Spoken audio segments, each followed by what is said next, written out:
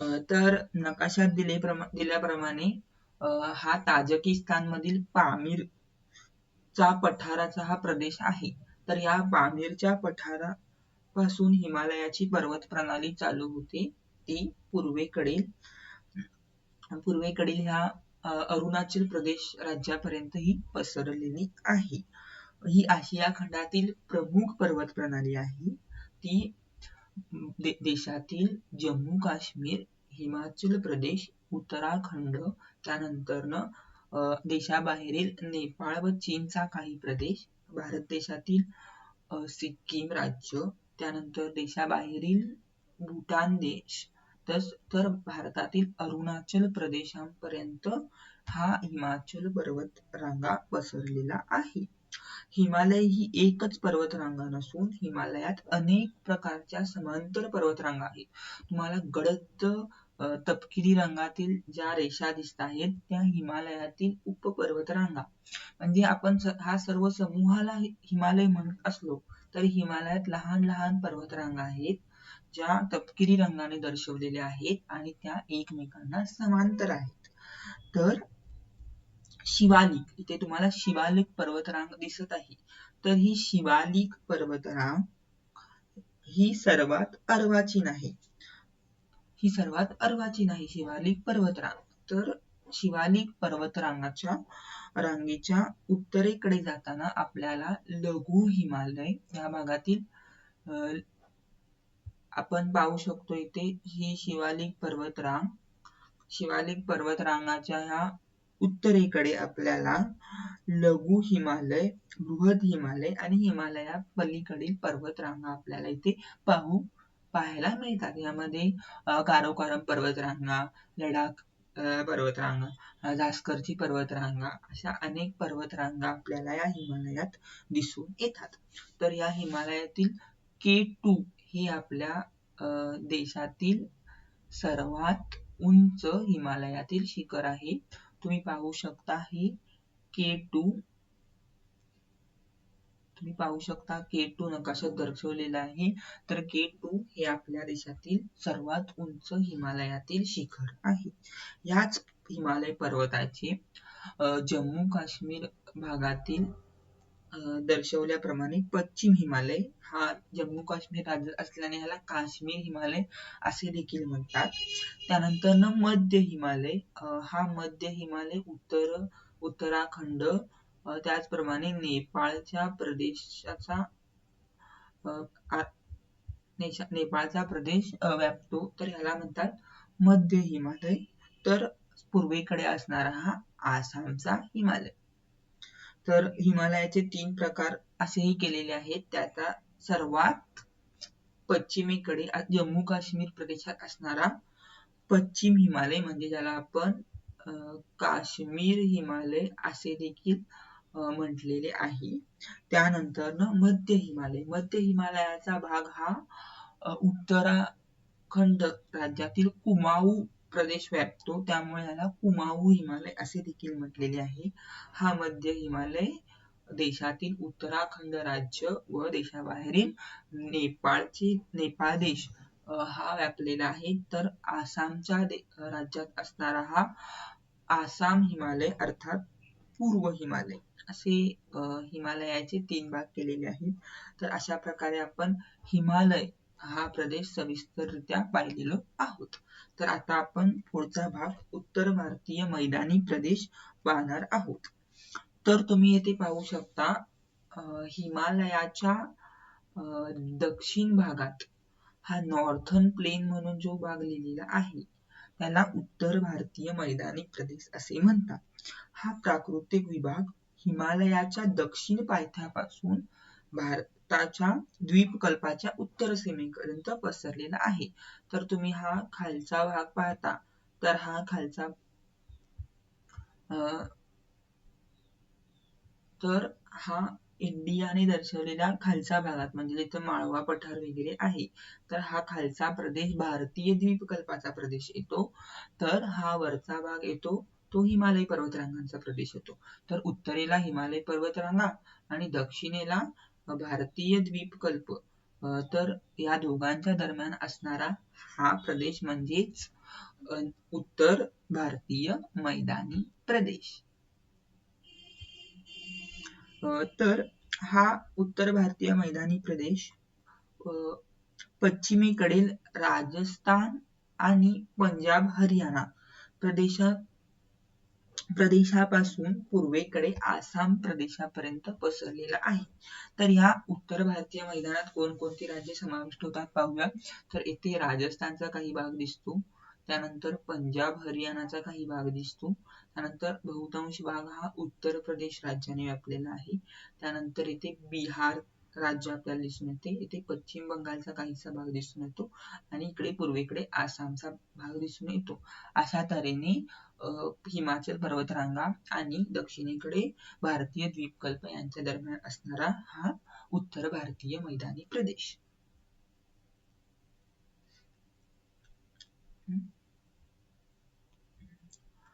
तर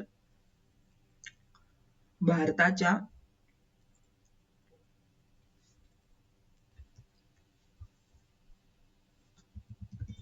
तर तुम्ही आता नकाशात उत्तरेकडील मैदानी प्रदेश पाहू शकता. तर हा उत्तरेकडील मैदानी प्रदेश हा अरवली पर्वतरांगांच्या पूर्वेकडे पसरलेला आहे. तर या उत्तरेकडील मैदानी प्रदेशातील सर्वात महत्वाची आणि मोठी नदी म्हणजे गंगा नदी. तर या गंगा नदीमुळे या प्रदेशात गाळाचे मैदान तयार झालेले आहे, त्यामुळे या प्रदेशाला गंगेचे मैदान म्हणून ओळखले जाते. तर या प्रदेशाचा उतार हा पश्चिमेकडून पूर्वेकडे कमी कमी होत गेलेला आहे, त्यामुळे या प्रदेशातील बहुतांश नद्या या पश्चिमेकडून पूर्वेकडे वाहतात आणि गंगा ही नदी प्रामुख्याने बंगालच्या उपसागरात मिळते.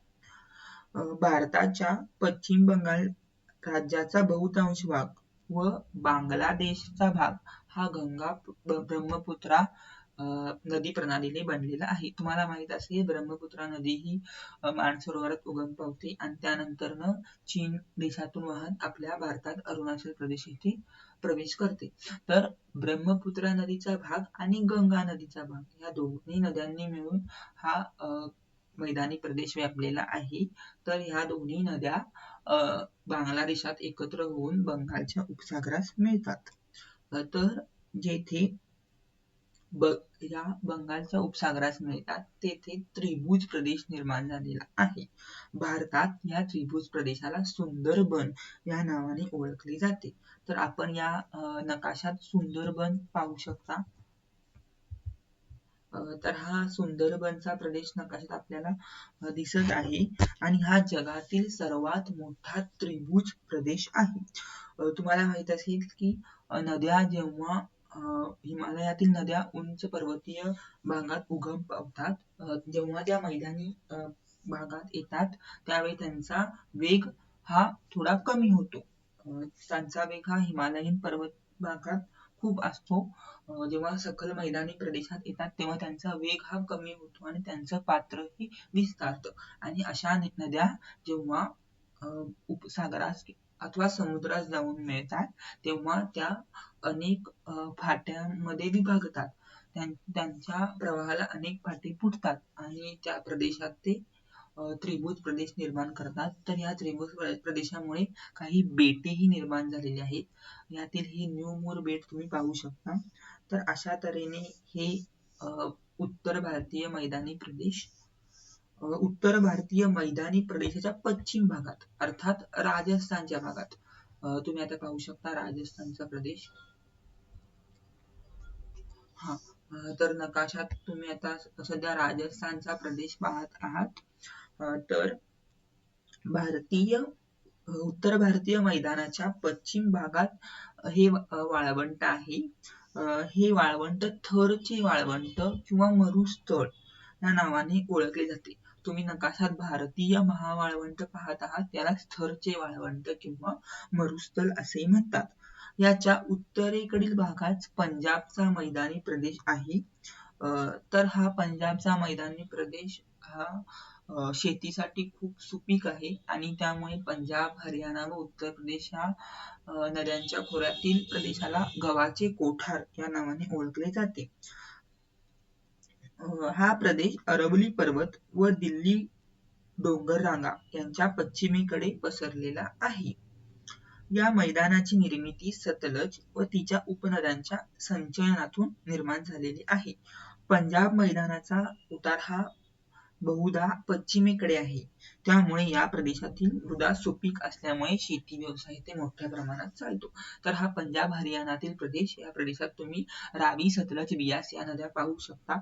या नद्या बहुतांशरित्या हिमालयात उगम पावतात आणि ह्या पश्चिमेकडे वाहतात आणि सिंधू नदीला मिळून अखेर सिंधू नदी ही अरबी समुद्रात जाऊन मिळते. तर ह्या सर्व नद्यांचा उतार हा पूर्वेकडून पश्चिमेकडे कमी कमी होत गेलेला आहे. पूर्वेकडून पश्चिमेकडे ह्या नद्यांचा उतार वाढत गेलेला आहे. त्यामुळे ह्या नद्या पश्चिमवाहिनी आहेत. तर या सतलज नदीच्या प्रदेशातील मृदा ही शेतीसाठी खूप सुपीक आहे. त्यामुळे या प्रदेशात शेतीचे उत्पादन मोठ्या प्रमाणात घेतले जाते. तर आता आपण पाहणार आहोत द्वीपकल्प. तर उत्तर भारतीय मैदानी प्रदेश च्या दक्षिणेला हिंदी महासागराकडे निमुळता होत गेलेला प्रदेश म्हणजे द्वीपकल्प. तर तुम्ही इथे पाहू शकता, हा उत्तर भारतीय मैदानाच्या दक्षिण भागात आहे आणि हा देशाच्या दक्षिण टोकात निमुळता होत गेलेला आहे. यात लहान मोठे पठार व पर्वते आढळतात. यातील अरवली पर्वतरांगा, तुम्ही नकाशात अरवली पर्वतरांगा पाहू शकता. तर इथे तुम्हाला अरवली पर्वतरांगा दिसेल.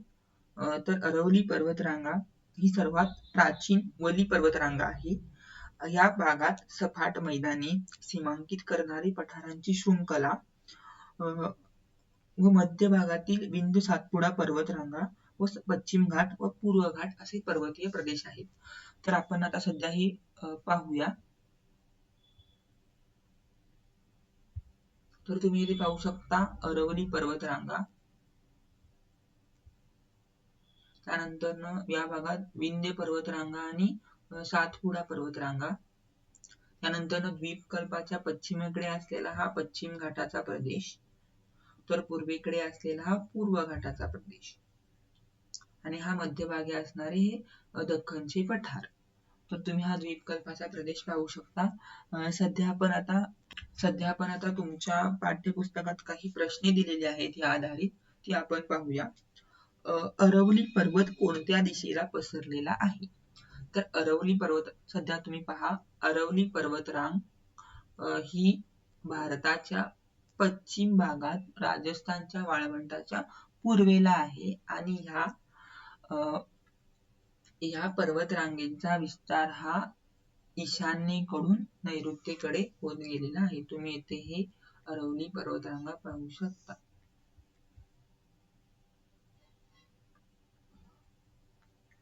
अरवली पर्वत हा कोणत्या दोन नद्यांचा जलविभाजक आहे?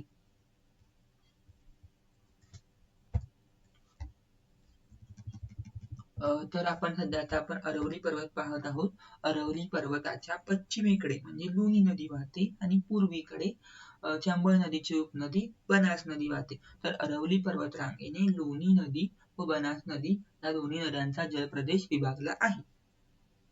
अरवली पर्वताच्या पूर्वेकडील पठारांवरील पर्वतरांगांची नावे सांगा.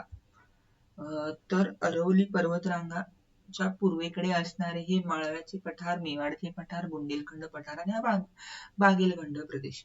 तर येथे असणाऱ्या पर्वतरांगा हा विंध्य पर्वतरांगा व सातपुडा पर्वतरांगा, या दोन्ही पर्वतरांगा आपल्याला अरवली पर्वताच्या पूर्वेकडे आढळतात. पुढचा प्रश्न, दख्खनच्या पठाराचा विस्तार कोणकोणत्या राज्यात पसरलेला आहे?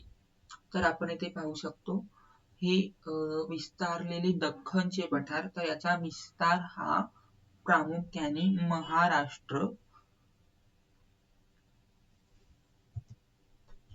तर तुम्हाला नकाशात दख्खनचे पठार दिसत आहे. तर आपण ज्या ज्या भागात दख्खनचे पठार पसरलेले आहे त्यांना आपण दर्शवूया.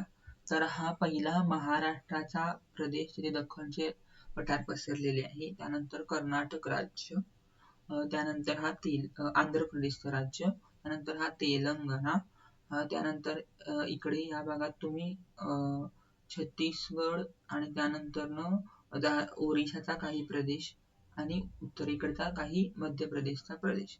तर हा सर्व मधला पट्टा हा दख्खनच्या पठाराने व्यापलेला आहे. तुम्हाला नकाशात दर्शवल्याप्रमाणे दख्खनचे पठार तुम्ही पाहू शकता. हे दख्खनचे पठार.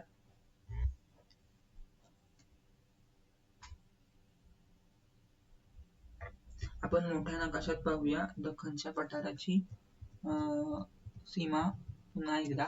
तर दख्खनचे पठार हे महाराष्ट्र, कर्नाटक, त्यानंतर इकडे आंध्र प्रदेश, त्यानंतर उत्तरेला तेलंगणा, इकडे छत्तीसगड, ओडिशा, तर झारखंडचा दक्षिण भाग आणि मध्य प्रदेशचा दक्षिण भाग या प्रदेशात व्यापलेले आहे. दख्खनच्या पठाराच्या पश्चिमेस कोणती पर्वतरांग आहे? तर तुम्ही हे दख्खनचे पठार पाहू शकता आणि दख्खनच्या पठाराच्या पश्चिमेस आपल्याला पश्चिम घाट पाहायला मिळतो. तर आपण नकाशात पाहू.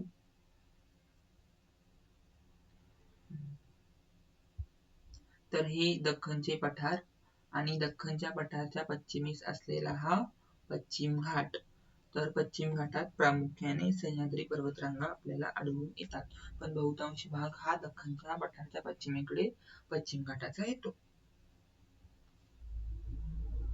पश्चिम घाटांची वैशिष्ट्ये सांगा. तर तुम्ही पाहू शकता नकाशात दर्शवल्याप्रमाणे पश्चिम घाट हा दख्खनच्या पठाराच्या पश्चिम भागाचा आहे. तर याची उंची आपण मगाशी पाहिल्याप्रमाणे उत्तरेकडे पासून ते दक्षिणेकडे पर्यंत वाढत जाते. तर दक्षिणेकडील अन्नामलाई पर्वतरांगेतील अन्नईमुडी ही सर्वात मोठी शिखर आपल्याला आढळते. तर अशा तऱ्हेने ही पश्चिम घाटाची वैशिष्ट्ये आहेत.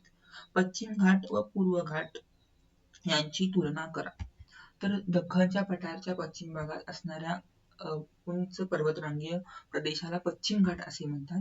बहुधा पश्चिम घाट हे दख्खनचे पठार व पश्चिम किनारपट्टी यांच्या दरम्यान आढळते. तर दख्खनच्या पठाराच्या पूर्वेकडील भागास पूर्व घाट असे म्हणतात. पूर्व घाट हा पूर्व किनारपट्टी व दख्खनचे पठार यांच्या दरम्यान आढळतो. तर पश्चिम घाटाची उंची ही उत्तरेकडून दक्षिणेकडे वाढत जाते, तर पूर्व घाटाची उंची ही उत्तरेकडून दक्षिणेकडे कमी कमी होत गेलेली आहे. तर पश्चिम पूर्व घाटातील उत्तर भागात महेंद्रगिरी आणि मयलगिरी ही उंच पर्वत शिखरे आहेत. तर पश्चिम घाटातील दक्षिण भागात निलगिरी पर्वतरांगा आणि अन्नामलाई पर्वतरांगेतील अन्नईमुडी ही उंच शिखरे आहेत. तर अशा प्रकारे आपण पश्चिम घाट आणि पूर्व घाट यांची तुलना केलेली आहे. पश्चिम घाटाला जलविभाजक असे का म्हणतात? तर तुम्ही इथे पाहू शकता हा पश्चिम घाट. तर तुम्ही नकाशात आता सध्या पश्चिम घाट पाहू शकता. तर नकाशात दर्शवल्याप्रमाणे हा पश्चिम घाट आहे. तर ह्या पश्चिम घाटाच्या पूर्वेकडे म्हणजे कृष्णा नदी, गोदावरी नदी, कृष्णा नदी, गोदावरी नदी, कावेरी नदी यांसारख्या नद्या बंगालच्या उपसागरास मिळतात. या नद्या पूर्वेकडे वाहतात आणि बंगालच्या उपसागरास मिळतात. तर पश्चिम घाटाच्या पश्चिमेकडे म्हणजे ह्या भागात कोकण किनारपट्टीवरील असणाऱ्या नद्या, त्याचप्रमाणे तापी नदी व नर्मदा नदी अरबी समुद्रास मिळतात. त्यामुळे अरबी समुद्रास मिळणाऱ्या नद्या व बंगालच्या उपसागरास मिळणाऱ्या नद्या या दोन नद्यांचे विभाजन या पश्चिम घाटामुळे झालेले आहे. त्यामुळे पश्चिम घाटास जलविभाजक असे म्हणतात. आता आपण पाहणार आहोत किनारपट्टीचा प्रदेश. तर भारताला सुमारे 7,500 किलोमीटर लांबीची किनारपट्टी लाभलेली आहे. द्वीपकल्पाच्या पूर्वेकडे आणि पश्चिमेकडे ही किनारपट्टी आहे. तर तुम्ही पाहू शकता हा भारताच्या पश्चिमेकडील किनारपट्टी आपण आता नकाशात दर्शवूया. तर ही भारताच्या पश्चिमेकडील किनारपट्टी, ह्या पश्चिम किनारपट्टी या नावाने ओळखली जाते. तर ही भारताच्या पूर्वेकडील किनारपट्टी.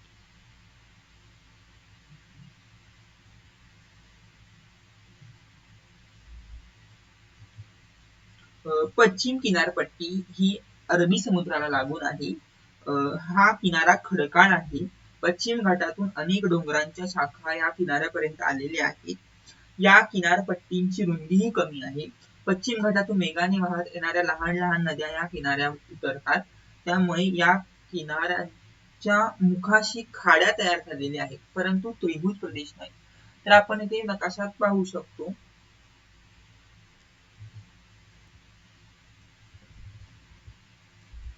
तर नकाशात आपण इथे पाहूया. तर हा नकाशात दर्शवलेला पश्चिम घाट आणि पश्चिम घाटाच्या पश्चिमेला असणारी ही पश्चिम किनारपट्टी. तर ह्या पश्चिम किनारपट्टीत अनेक नद्या उगम अनेक नद्या अरबी समुद्राला जाऊन मिळतात. यातल्या बऱ्याचशा नद्या या पश्चिम घाटात उगम पावतात आणि त्यांचा प्रवाह हा केवळ पश्चिम किनारपट्टीपुरताच असतो. तर ह्या पश्चिम घाटातील काही डोंगर रांगा या पश्चिम किनारपट्टीपर्यंत पसरलेल्या आहेत, तिथं आपण पाहू शकतो. म्हणजे या डोंगर रांगांतील बराचसा भाग हा किनारपट्टीपर्यंत आलेला आहे.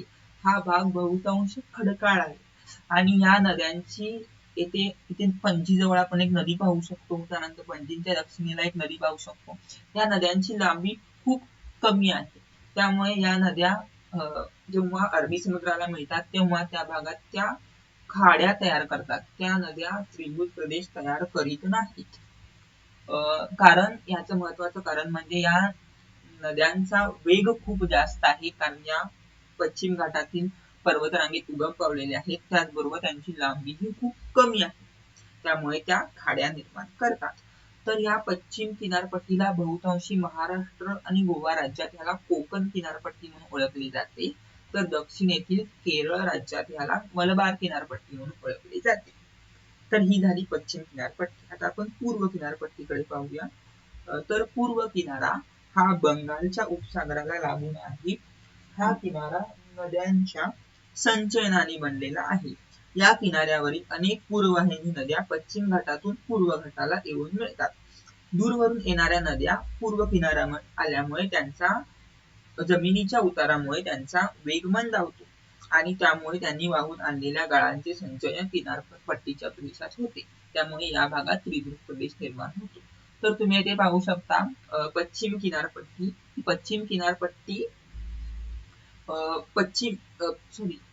तुम्ही येथे पाहू शकता पूर्व किनारपट्टी. पूर्व किनारपट्टी ही पूर्व घाटाच्या पूर्व दिशेला आहे. तर या पूर्व किनारपट्टीला तमिळनाडू राज्यात कोरोमंडळ किनारपट्टी असे म्हणतात. तर ह्या पश्चिम पूर्व किनारपट्टीला अनेक नद्या येऊन मिळतात. यातील बहुतांश नद्या या पश्चिम घाटात उगम पावतात. आपण काही नद्यांची उदाहरणे पाहूया. तर नकाशात दर्शवल्याप्रमाणे ही गोदावरी नदी आहे. तुम्हाला माहित आहे गोदावरी नदीचा उगम पश्चिम घाटातील त्र्यंबकेश्वर येथे होतो. तर ही गोदावरी नदी ही दख्खनच्या पठारावर वाहून पूर्व घाटातून पुढे येत या पूर्व किनारपट्टीला येऊन मिळते आणि जेव्हा ही या पूर्व किनारपट्टीला येते तेव्हा ती अनेक उपनद्यांमध्ये विभागते, तिला अनेक फाटे फुटतात आणि ह्या भागात त्रिभुज प्रदेश निर्माण होतो. तुम्ही नकाशात त्रिभुज प्रदेश पाहू शकता. तर हा त्रिभुज प्रदेश का निर्माण होतो? कारण या नद्यांनी वाहून आणलेल्या गाळांचे संचयन या प्रदेशात होते. त्याचप्रमाणे या प्रदेशात त्या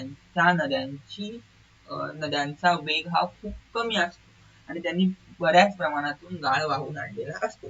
त्यामुळे या सर्व गाळांचे संचयन होऊन या प्रदेशात त्रिभुज प्रदेश निर्माण होतो. तुम्ही ती कृष्णा नदी पाहू शकता. कृष्णा नदी तुम्हाला माहित आहे पश्चिम घाटातील महाबळेश्वर येथे उगम पावते आणि त्यानंतर ती दख्खनच्या पठारात वाहत जात जात अखेरीस पश्चिम किनारपट्टीला येऊन त्रिभुज प्रदेश निर्माण करून मिळते. त्याचप्रमाणे खाली दक्षिणेत तुम्ही कावेरी नदी पाहू शकता. अशा तऱ्हेने या सर्व नद्यांचा तुम्ही